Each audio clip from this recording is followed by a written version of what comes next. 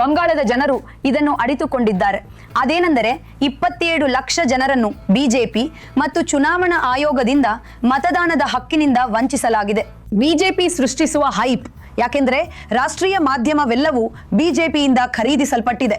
ಬಿಜೆಪಿಗೆ ಕಲ್ಕತ್ತಾದಲ್ಲಿ ಎಂದಿಗೂ ಒಂದೇ ಒಂದು ಸೀಟನ್ನು ಗೆಲ್ಲಲು ಸಾಧ್ಯವಾಗಿಲ್ಲ. ನಮ್ಮ ನೈತಿಕ ಸ್ಥೈರ್ಯವನ್ನ ಕುಬ್ಬಿಸಲು ಜೀತ್ ರಹೇ ಹೈ, ಜೀತ್ ರಹೇ ಹೈ, ಜೀತ್ ರಹೇ ಹೈ ಎಂದು ಹೇಳಲು ಅವರು ಪ್ರತಿ ಬಾರಿಯೂ ಇದನ್ನು ಮಾಡುತ್ತಾರೆ. ಆದ್ರೆ ನಾನು ಹೇಳಿದ ಹಾಗೆ ಬಿಜೆಪಿಯ ಈ ಆಪ್ಕೆ ಬಾದ್ 2 ತರಪಾರ್ ಡೈಲಾಗ್ 2021ರಲ್ಲಿ ಫ್ಲಾಪ್ ಆಯಿತು. ಅವರು ಮತ್ತೆ ಅದೇ ಫ್ಲಾಪ್ ಆದ ಡೈಲಾಗ್ ನೊಂದಿಗೆ ಬಂದಿದ್ದಾರೆ. ಹಾಗಾಗಿ ನೋಡಿ, ಬಂಗಾಳವನ್ನ ಕುಗ್ಗಿಸುವುದು ಅಷ್ಟು ಸುಲಭ ಎಂದು ನನಗೆ ಅನಿಸುವುದಿಲ್ಲ. SIR ಅತ್ಯಂತ, ನೀವು ನೋಡಿದ ಹಾಗೆ ನಮ್ಮ ಪ್ರಜಾಪ್ರಭುತ್ವದಲ್ಲಿ ನಾವು ಇದನ್ನ ಹಿಂದೆಂದೂ ನೋಡಿಲ್ಲ. ಅಲ್ಲಿ 27 ಲಕ್ಷ ಮತದಾರರು, ಯಾರು ಮಾನ್ಯ ಮತದಾರರಾಗಿದ್ದಾರೋ, ಯಾರು ಹಿಂದಿನ ಚುನಾವಣೆಗಳಲ್ಲಿ ಮತ ಚಲಾಯಿಸಿದ್ದಾರೋ, ಯಾರು ಈ ದೇಶದ ಪ್ರಜೆಗಳಾಗಿದ್ದಾರೋ, ಯಾರು 2002ರ ಮತದಾರರ ಪಟ್ಟಿಗಳಿಗೆ ಮ್ಯಾಪ್ ಆಗಿದ್ದಾರೋ, ಯಾರು ತಾರ್ಕಿಕ ವ್ಯತ್ಯಾಸ ಪ್ರಕ್ರಿಯೆಯ ಭಾಗವಾಗಿ ನಡೆಸಿದ ವಿಚಾರಣೆಗಳಲ್ಲಿ ಪಾಸ್ ಆಗಿದ್ದಾರೋ, ಅವರು ಈಗ ಇದ್ದಕ್ಕಿದ್ದಂತೆ ಯಾವುದೇ ಪರಿಹಾರವಿಲ್ಲದಂತಾಗಿದ್ದಾರೆ. ಏಕೆಂದರೆ ಅವರು ಮೇಲ್ಮನವಿ ಸಲ್ಲಿಸಬೇಕಾದ ನ್ಯಾಯಮಂಡಳಿಗಳನ್ನೇ ಇನ್ನೂ ಸ್ಥಾಪಿಸಿಲ್ಲ. ಹಾಗಾಗಿ ಇದು ಅತ್ಯಂತ, ನಾನು ಹೇಳುವುದಾದರೆ ಇದು ಪ್ರಜಾಪ್ರಭುತ್ವದ ಅಣಕವಾಗಿದೆ. ಇಡೀ ಭಾರತ ಇದನ್ನು ನೋಡಿದೆ ಮತ್ತು ಇಡೀ ಬಂಗಾಳ ಇದನ್ನು ನೋಡಿದೆ. ಹಾಗಾಗಿ ಇದು ಕೇವಲ ನಮ್ಮ ಪಕ್ಷಕ್ಕೆ ಸಂಬಂಧಿಸಿದ ವಿಷಯವಲ್ಲ, ಇದು ಬಂಗಾಳದ ಜನರಿಗೆ ಸಂಬಂಧಿಸಿದ್ದು. ಬಂಗಾಳದ ಜನರು ಇದನ್ನು ಅರಿತುಕೊಂಡಿದ್ದಾರೆ. ಅದೇನೆಂದರೆ 27 ಲಕ್ಷ ಜನರನ್ನು ಬಿಜೆಪಿ ಮತ್ತು ಚುನಾವಣಾ ಆಯೋಗದಿಂದ ಮತದಾನದ ಹಕ್ಕಿನಿಂದ ವಂಚಿಸಲಾಗಿದೆ. ಮತ್ತು ನಿಮಗೆ ಗೊತ್ತಲ್ಲ, ಜನರು ಏನು ಮಾಡಬೇಕೋ ಅದನ್ನು ಮಾಡುತ್ತಾರೆ. ಅವರು ಸತ್ಯವನ್ನ ನೋಡಬಲ್ಲರು. ಆದ್ರೆ ಸರ್, ಒಂದು ಸಾಮಾನ್ಯ ಅಭಿಪ್ರಾಯವಿದೆ, TMC ಇದಕ್ಕೆ ತುತ್ತಾಗುತ್ತಿದೆ. ಹಾಗಾಗಿ ಈ ಸಾಮಾನ್ಯ ಅಭಿಪ್ರಾಯ ದುರದೃಷ್ಟವಶಾತ್ ಇದನ್ನು ಹರಡಲಾಗಿದೆ. ಇದನ್ನು ಒಂದಂಕಿಯ IQಗಳಿರುವ ಜನರಿಂದ ಸೃಷ್ಟಿಸಲಾಗಿದೆ. ಇದನ್ನು ಸೃಷ್ಟಿಸಲಾಗಿದೆ ಅಮಿತ್ ಶಾ ಅವರಂತವರಿಂದ, ಗಣೇಶ್ ಕುಮಾರ್ ಅವರಂತವರಿಂದ ಮತ್ತು ಟ್ರೋಲ್ ಆರ್ಮಿ ಹಾಗೂ ಅವರ ನಾಮಕಾವಸ್ಥೆ ತಂತ್ರಜ್ಞರಂತವರಿಂದ, ಯಾರು ಪ್ರತಿ ಬಾರಿಯೂ ಬಂಗಾಳದ ವಿಷಯದಲ್ಲಿ ತಪ್ಪೆಸಗುತ್ತಾರೆ. ಹಾಗಾಗಿ ಅವರು ಪ್ರತಿ ಬಾರಿಯೂ ಇದನ್ನು ಮಾಡುತ್ತಾರೆ, ನಮ್ಮ ಮನೋಬಲವನ್ನು ಕುಗ್ಗಿಸಲು, ಜೀತ್ ರಹೇ ಹೇ, ಜೀತ್ ರಹೇ ಹೇ, ಜೀತ್ ರಹೇ ಹೇ ಎಂದು ಹೇಳಲು. ಆದ್ರೆ ನಾನು ಹೇಳಿದ ಹಾಗೆ ಬಿಜೆಪಿಯ ಈ ಆಪ್ಕೆ ಬಾದ್ 200 ಪಾರ್ ಡೈಲಾಗ್ 2021ರಲ್ಲಿ ಫ್ಲಾಪ್ ಆಯಿತು. ಅವರು ಮತ್ತೊಮ್ಮೆ ಅದೇ ಫ್ಲಾಪ್ ಆದ ಡೈಲಾಗ್ನೊಂದಿಗೆ ವಾಪಸ್ ಬಂದಿದ್ದಾರೆ.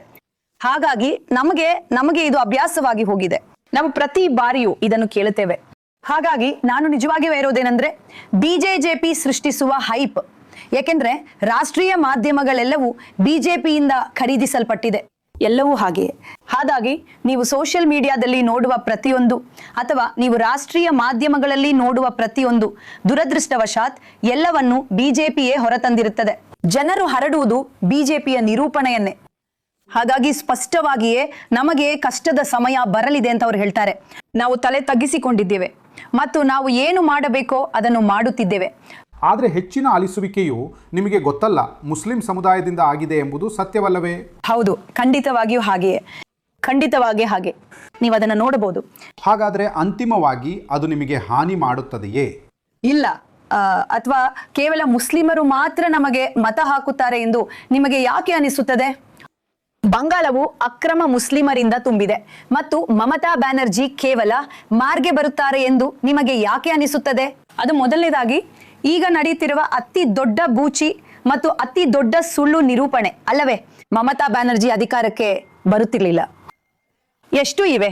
ಮುಸ್ಲಿಂ ಮತಗಳು ಮುಖ್ಯವಾಗುವ 100 ಸೀಟುಗಳು ಇರಬಹುದು ಮತ್ತು ನಾವು ಅಧಿಕಾರಕ್ಕೆ ಬರುವುದು ಎಷ್ಟು? 217. ಹಾಗಾದ್ರೆ ಉಳಿದವುಗಳಲ್ಲಿ ಏನಾಗುತ್ತದೆ? ಉಳಿದವುಗಳಲ್ಲಿ ಏನಾಗುತ್ತೆ?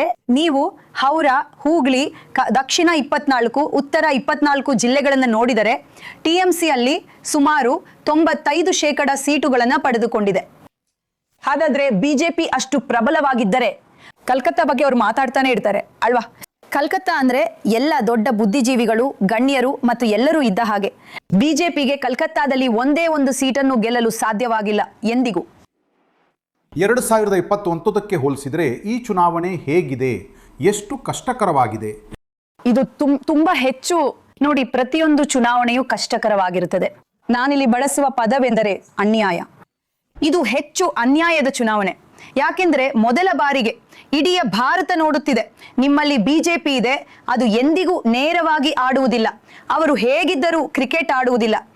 ಆದರೆ ನಿಮ್ಮಲ್ಲಿ ಚುನಾವಣಾ ಆಯೋಗವಿದೆ, ಒಂದು ಕಡೆ ಅವರ ಬಳಿ ಜಾರಿ ನಿರ್ದೇಶನಾಲಯವಿದೆ ಮತ್ತು ಇನ್ನೊಂದು ಕಡೆ ಅವರ ಬಳಿ ಚುನಾವಣಾ ಆಯೋಗವಿದೆ. ಹಾಗಾಗಿ ಒಂದು ಕಡೆ ಇಡಿ, ಇನ್ನೊಂದು ಕಡೆ ಇಸಿಐ ಮತ್ತು ಅವೆರಡು ಬಿಜೆಪಿಯ ಎಡ ಮತ್ತು ಬಲಗೈಗಳು.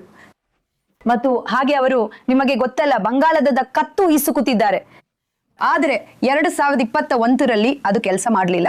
ಅಂದ್ರೆ ನನ್ನನ್ನೇ ನೋಡಿ, 2024ರಲ್ಲಿ ಅವರು ನನ್ನನ್ನ ಉಚ್ಚಾಟಿಸಿದರು, ಅವರು ಇಡಿಯನ್ನ ತಂದ್ರು, ಅವರು ಸಿಬಿಐ ಅನ್ನ ತಂದ್ರು, ಅವರು ನನ್ನನ್ನು ಸೋಲಿಸುತ್ತಾರೆ ಎಂದು ಭಾವಿಸಿದ್ದರು. ಈ ಸ್ಥಳವು ಹಿಂದಿನ ಬಾರಿಯಷ್ಟೇ ಅಂತರದಿಂದ ನನಗೆ ಮತ್ತೆ ಮತ ಹಾಕಿತು. ಹಾಗಾಗಿ ನಿಮಗೆ ಗೊತ್ತಾ, ಬಂಗಾಳವನ್ನು ಕೆಳಗೆ ಬೀಳಿಸುವುದು ಅಷ್ಟು ಸುಲಭವಲ್ಲ ಎಂದು ನನಗನಿಸುವುದಿಲ್ಲ. ಆದರೆ ನಿಮಗೆ ಗೊತ್ತಾ, ಬಹಳಷ್ಟು ಆಡಳಿತ ವಿರೋಧಿ ಅಲೆಯೂ ಇದೆ ಎಂದು ನಿಮಗನಿಸುವುದಿಲ್ಲವೇ? 15 ವರ್ಷಗಳ ನಂತರ ಸ್ವಲ್ಪ ಆಡಳಿತ ವಿರೋಧಿ ಅಲೆ ಇರುವುದು ತಾರ್ಕಿಕವಾಗಿರುತ್ತದೆ, ಖಂಡಿತವಾಗಿಯೂ ಇರುತ್ತದೆ. ಆದರೆ ನೀವು ಟಿಎಂಸಿಯ ಎಲ್ಲ ವೈಫಲ್ಯಗಳನ್ನು ತೆಗೆದುಕೊಂಡರೆ, ನಾವು ಇಲ್ಲಿ ವಿಫಲರಾಗುತ್ತಿದ್ದೇವೆ ಎಂದು ನಮ್ಮ ಗಮನಕ್ಕೆ ಬಂದಾಗ ಅದನ್ನು ನಿಭಾಯಿಸುವುದರಲ್ಲಿ ಟಿಎಂಸಿ ಬಹಳ ಚೆನ್ನಾಗಿದೆ ಮತ್ತು ಮುಖ್ಯಮಂತ್ರಿಯವರು ಬಹಳ ಚೆನ್ನಾಗಿದ್ದಾರೆ. ಆದ್ದರಿಂದ ನಾವು ಹೆಚ್ಚು ಹೊರೆಗಳು ಸಂಗ್ರಹವಾಗಲು ಬಿಡುವುದಿಲ್ಲ. ಹಾಗಾಗಿ ಯಾವುದಾದ್ರೂ ಸಮಸ್ಯೆ ಇದ್ದು ಅದನ್ನು ನಮಗೆ ಸೂಚಿಸಿದರೆ ನಾವು ಅದನ್ನು ಆದಷ್ಟು ಬೇಗ ಪರಿಹರಿಸಲು ಪ್ರಯತ್ನಿಸುತ್ತೇವೆ. ಆದ್ದರಿಂದ ನಾವು ಏನು ಮಾಡದ 200 ಸಮಸ್ಯೆಗಳನ್ನ ರಾಶಿ ಹಾಕಿಕೊಂಡು ಈ ಚುನಾವಣೆಗೆ ಹೋಗುತ್ತಿದ್ದೇವೆ ಎಂದೇನಿಲ್ಲ. ನಮಗೆ ಇದರ ಬಗ್ಗೆ ಅರಿವಿದೆ, ನಾವು ಅದನ್ನು ಸರಿಪಡಿಸಿದ್ದೇವೆ. ಹೌದು, ಸಮಸ್ಯೆಗಳಿರುತ್ತವೆ. ಯಾವುದೇ ಸರ್ಕಾರ ಒಂದು ವಿಷಯವನ್ನ ನಡೆಸುತ್ತಿದ್ದರೆ 15 ವರ್ಷಗಳ ನಂತರ ಸಮಸ್ಯೆಗಳಿರುತ್ತವೆ. ಆದರೆ ದೊಡ್ಡದಾಗಿ ಶೇಖರಣೆಗೊಂಡ ಹೊರೆಯೇನೂ ಇಲ್ಲ. ದೊಡ್ಡದಾಗಿ ಶೇಖರಣೆಗೊಂಡ ಕೋಪವಾಗಲಿ, ದೊಡ್ಡದಾಗಿ ಶೇಖರಣೆಗೊಂಡ ದ್ವೇಷವಾಗಲಿ ಆ ರೀತಿಯ ಯಾವುದೂ ಇಲ್ಲ. ಮತ್ತು ನೀವು 21ನೇ ಶತಮಾನವನ್ನ ಹೊಂದಿರುವಾಗ ಈ ಸಂಪೂರ್ಣ SIR ಪ್ರಕ್ರಿಯೆ, ಇದರಲ್ಲಿ ಅರ್ಹ ಮತದಾರರು ಅಷ್ಟೊಂದು ನೋವು ಮತ್ತು ಅವಮಾನವನ್ನ ಅನುಭವಿಸಬೇಕಾಯಿತು. ನಿಮಗೆ ಗೊತ್ತಾ, ಉಳಿದದೆಲ್ಲವೂ ಮಂಕಾಗುತ್ತದೆ. ಯಾವಾಗ ಗುಜರಾತ್, ಹರಿಯಾಣ, ಮಧ್ಯಪ್ರದೇಶ, ಒಡಿಶಾದಲ್ಲಿರುವ ಬಂಗಾಳಿಗಳನ್ನು ರೋಹಿಂಗ್ಯಾಗಳೆಂದು, ಬಾಂಗ್ಲಾದೇಶಿಯರೆಂದು ಕರೆಯಲಾಗುತ್ತದೆಯೋ, ನಿಂದನೆಗೆ ಒಳಗಾದವರೆಂದು ಕರೆಯಲಾಗುತ್ತದೆಯೋ, ನಿಂದಿಸಲಾಗುತ್ತದೆಯೋ, ಅವರ ಭಾಷೆಯನ್ನು ಬಾಂಗ್ಲಾದೇಶಿ ಭಾಷೆ ಎಂದು ಕರೆಯಲಾಗುತ್ತದೆಯೋ, ಇದು ಬಂಗಾಳಿಗಳನ್ನು ಒಂದುಗೂಡಿಸುತ್ತದೆ. ಮಮತಾ ವಿರೋಧಿಗಳಾಗಿದ್ದವರು ಸಹ ನಮಗೆ ಮಮತಾ ಇಷ್ಟ ಇಲ್ಲದಿರಬಹುದು, ಆದರೆ ಆಕೆ ನಮ್ಮಲ್ಲೊಬ್ಬಳು ಅಂತ ಹೇಳುವುದರಲ್ಲಿ ಒಂದುಗೂಡಿದ್ದಾರೆ. ಈ ಬಾರಿಯ ಟಿಎಂಸಿ ಪ್ರಚಾರದ 3+ ಮತ್ತು 3- ಯಾವುವು? ನಾನು ನಮ್ಮ ಪಕ್ಷದ 3 ಸಾಮರ್ಥ್ಯಗಳನ್ನು ತಿಳಿಸುತ್ತೇನೆ. ಅವು ಯಾವಾಗಲೂ ನಮ್ಮ ಸಾಮರ್ಥ್ಯಗಳಾಗಿವೆ. ಹಾಗಾಗಿ ನಾವು ತಳಮಟ್ಟದಿಂದ ಕಟ್ಟಿದ ಪಕ್ಷ, ನಾವು ಮೇಲಿನಿಂದ ಕೆಳಗೆ ಆದೇಶ ನೀಡುವ ಪಕ್ಷವಲ್ಲ. ನಾನು ವಾರಾಂತ್ಯದಲ್ಲಿ ಒಂದು ದಿನದ ಮಟ್ಟಿಗೆ ಕಲ್ಕತ್ತಾದಲ್ಲಿದ್ದೆ ಮತ್ತು ತಾಜ್ ಹೋಟೆಲ್ ಲಾಬಿಯು ಕೇವಲ ಏರದ್ರಿಂದ ತುಂಬಿ ತುಳುಕುತ್ತಿರುವುದನ್ನು ನಾನು ನೋಡಿದೆ.